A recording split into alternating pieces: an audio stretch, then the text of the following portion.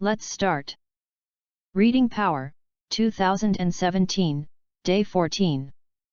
Number 1. Earth is the commonwealth of everyone.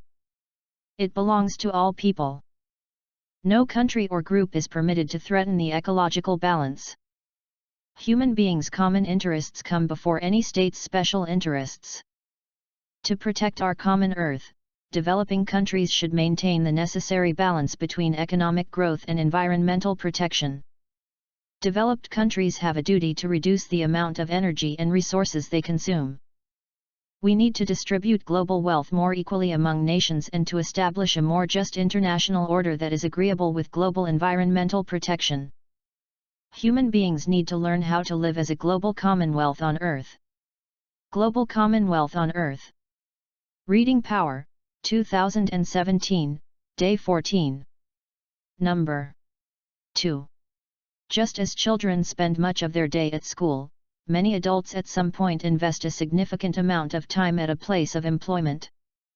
Although socialized into their culture since birth, workers require new socialization into a workplace, both in terms of material culture and non-material culture.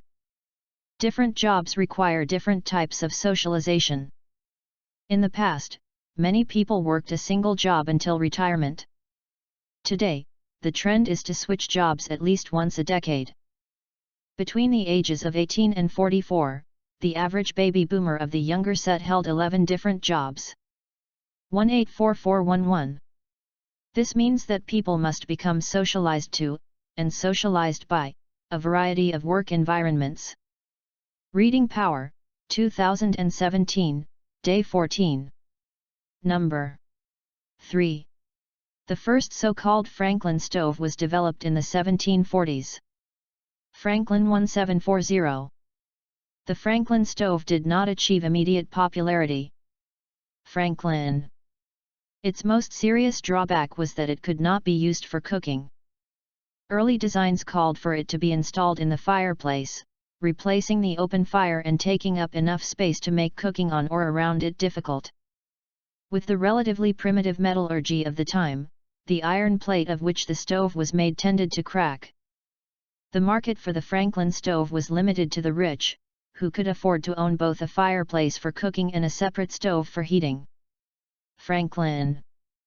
Furthermore, the Franklin stove was so heavy that it was expensive to transport by horse or ox-drawn wagon.